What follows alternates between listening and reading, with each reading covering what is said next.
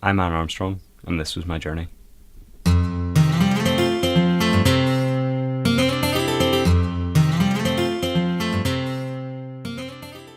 So tell us a little about yourself.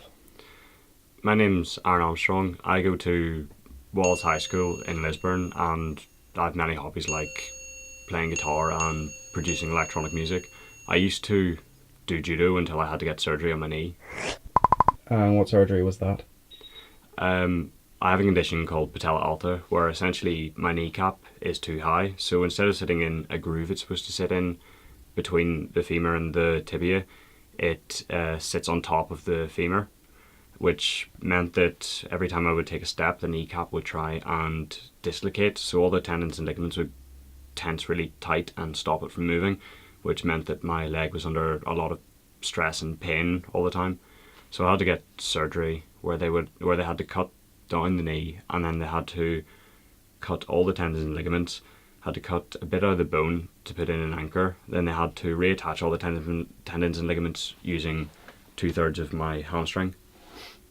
So would this be a rare operation? It would be pretty uncommon. The surgeon who did the operation told me that he'd only done it maybe 9 or 10 times in the past. I remember he said to me, I think it was the first time he ever met me, that it's essentially a miracle I could walk because my kneecap was so high. He also said that in his 20 years of experience, I had the highest knees he had ever seen. Everyone around the hospital tends to talk about him as if he's God just because he's so experienced and everyone loves him so much. So what was the road to recovery like? It was a fair bit of a journey. I basically had to learn to walk again. I remember whenever I first came out of the surgery that I was really confused, obviously because I'd just woken up from the anaesthetic, and a nurse was there and she actually asked me if I wanted painkiller, and I was painkillers, and I was holding back screaming because I was in so much agony. The next couple of days I was in the hospital just stuck in the bed the whole time, and it was in so much pain that even I had a splint on my leg to keep it perfectly straight, and the weight of that on it was putting me in agony constantly. So they were giving me a lot of OxyContin, and I have or Oxynorm actually, which is the instant release, and I've been taking that an awful lot up until very recently. So it left me very, very stressed, just being constantly in pain all the time, not able to concentrate on anything. So that, doubled with all of the work I had to do to try and build that strength back in my leg, was very difficult. Like, a lot of physio would have to have been done every day. Whenever I first got out, I wasn't able to bend my leg at all, so it was quite difficult.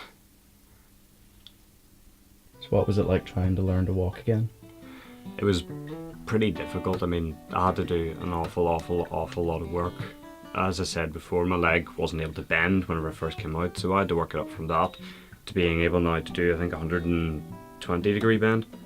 So it mostly started off with me sitting with my leg flat out, just trying to bend it a little bit, causing a lot of pain, and sitting moving my foot backwards and forwards just to try and stretch all the tendons and ligaments.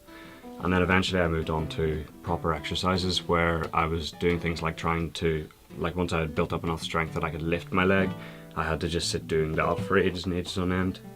And of course, whenever I didn't miss a single day of school, so I'd have been going around school all day with crutches, meaning each day I was completely knackered and in a lot of pain, so I would have left school early each day, but it was usually just missing out study and stuff like that. So eventually I just kept working it up and up and up and up, and now, actually just 3 weeks ago I think, I ran for the first time. So how long overall has it taken you to recover? Well, it's been about 3 months overall, and I've still not fully recovered, so quite a long time. So finally, do you mind if we see your surgery scar? Yeah, sure, I'll just try to pull the trouser leg up. So you can see the scar goes from there to there, and there's very little muscle in and around the leg just because of how weak it still is. Lovely, thank you.